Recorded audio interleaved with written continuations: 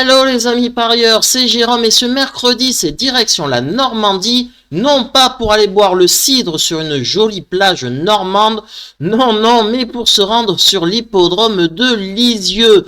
Et un petit en retour en arrière s'impose, c'était le quintet de ce lundi, c'était à Chantilly. Effet rarissime, j'ai aucun chocolat tuyau piment. Voilà, faut être honnête, faut être transparent dans la vie. Donc voilà, c'est la première fois que ça m'arrive, ce cas-là.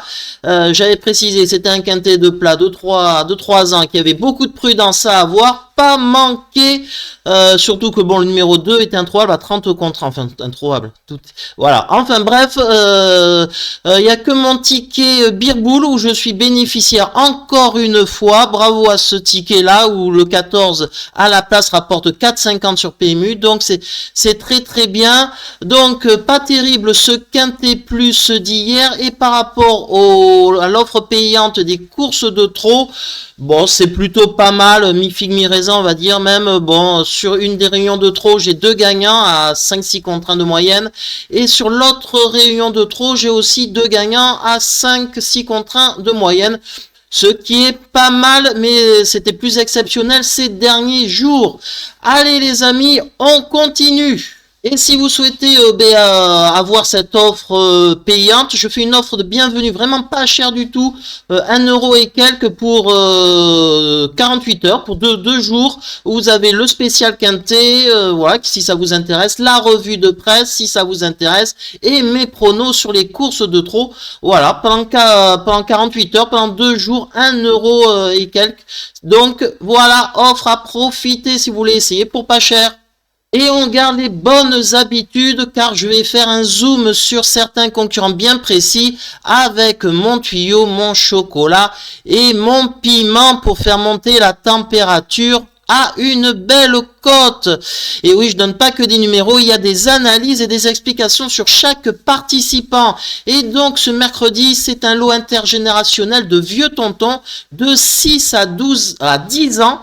Qui fait office de quintet sur le parcours des 2725 mètres de la piste de Lisieux. 16 partants et une course uniquement avec des Français, et ces cordes à droite les amis, important ces cordes à droite, mais dans ce lot je pense qu'on peut éliminer sans crainte le numéro 1 Éole du Prieuré. Le cheval est plaqué et son seul fait d'arme en 2023 c'est une malheureuse victoire sur l'hippodrome de Castillonnais, c'est pas terrible. J'élimine aussi le numéro 10 Graal du Trésor, oui c'est un risque, mais le cheval fait une rentrée, il est au 25 mètres, il est ferré. Donc je l'écarte, faut prendre des risques dans la vie. J'élimine aussi le numéro 11, Émancourt d'Azif. Il est au 25 mètres le cheval et il reste ferré. Le numéro 12, Alicia Bella, c'est pareil, c'est un cheval de qualité, mais ferré au 25 mètres. Je sens pas. Le 14, Gaz d'Ocagne, le cheval aussi il fait sa rentrée, il est au ferré lui aussi, comme par hasard au 25 mètres. Donc je le radie lui aussi. Donc ça fait pas mal de chevaux que j'écarte lors de cette épreuve-là.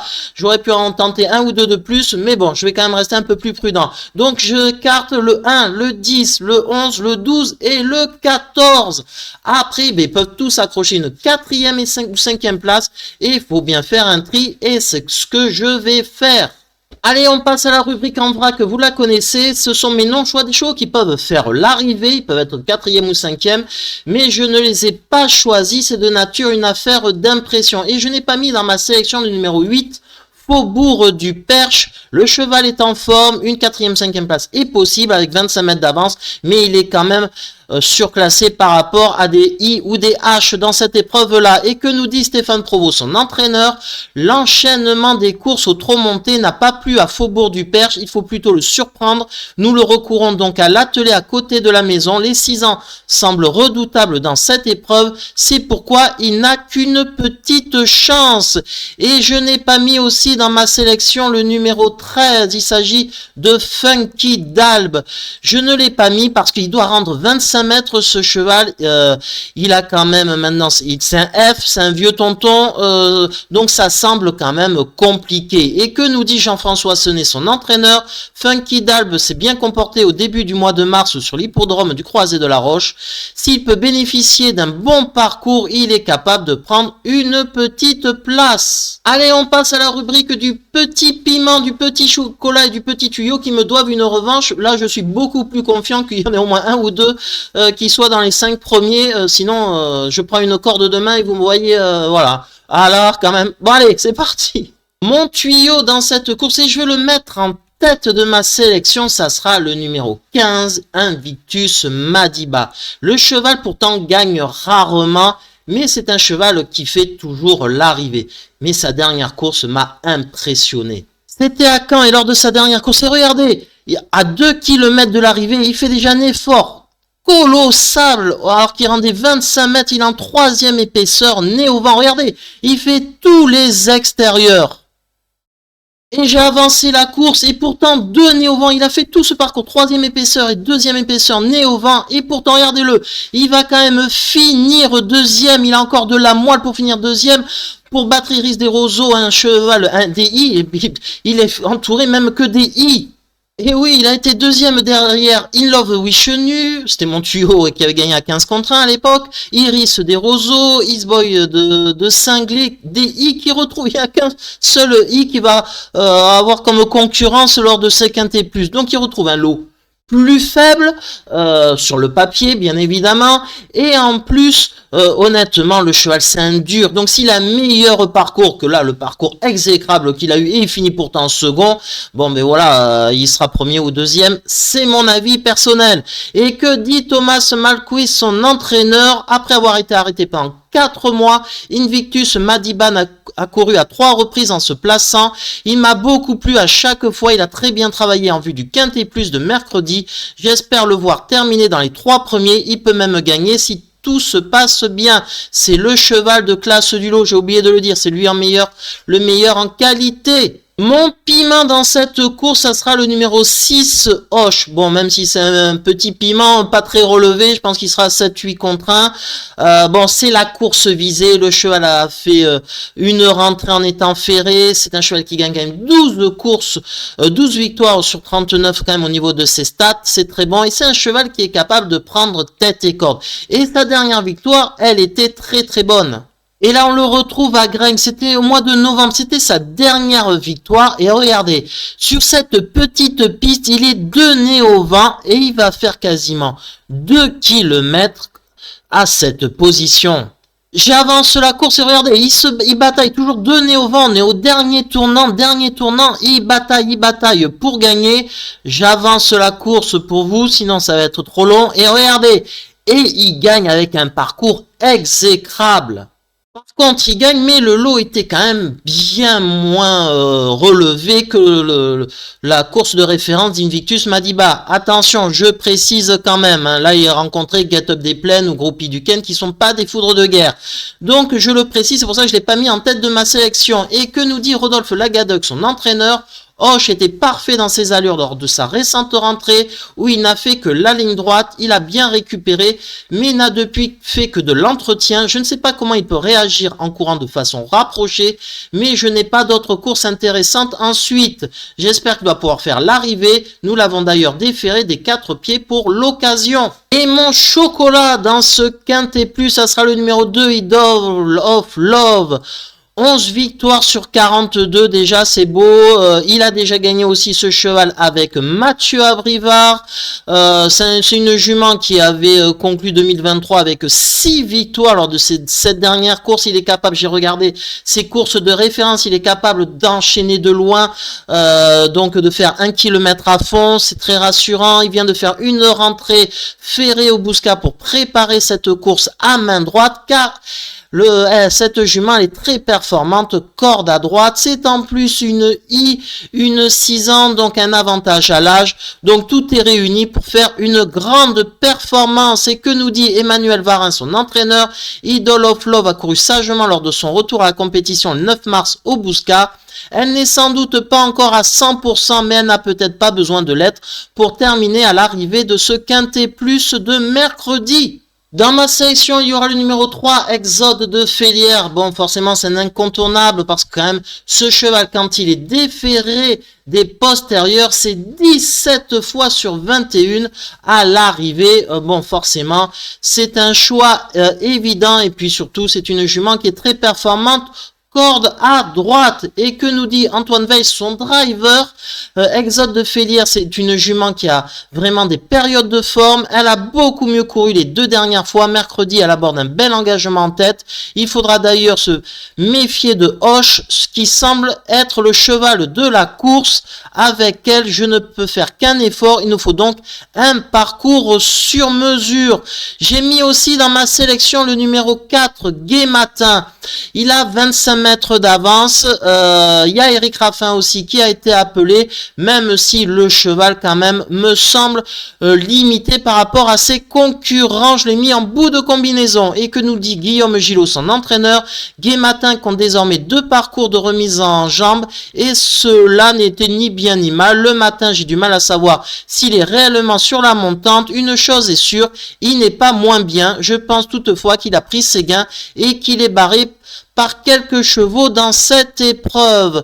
J'ai mis dans ma sélection le numéro 5, c'est un tocard, le Flocon d'Igéo. Je l'ai mis parce que c'est un cheval qui a, comme le numéro 4, il peut prendre une place car il a 25 mètres d'avance. Et Virginie Moquet, son entraîneur, nous signale comme quoi Flocon d'Igéo est en forme et prêt pour la course de mercredi malgré la forte opposition.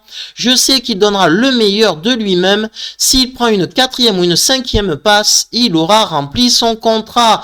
J'ai mis aussi dans ma sélection le numéro 7, Gamin de Mahé, incontournable. La dernière fois, il a terminé 3e avec son entraîneur Osuki. Et là, il a appelé Johan Le Bourgeois dans ce Quintet Plus. Et que nous dit d'ailleurs Charles Cuillet, son entraîneur? Gamin de Mahé s'est très bien comporté à Mokanchi, se classe en 3e. Mercredi, il est bien engagé, mais devra tout de même se méfier de quelques cadets.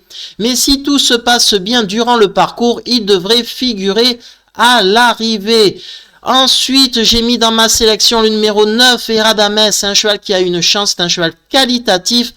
24 fois sur 47 dans les 3 premiers. Vous savez que j'adore les stats. En voilà une très intéressante.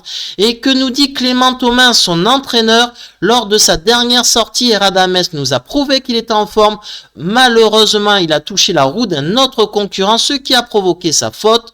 Il aurait sans doute fait l'arrivée avec lui. Il est nécessaire d'avoir un bon parcours car c'est un pisteur.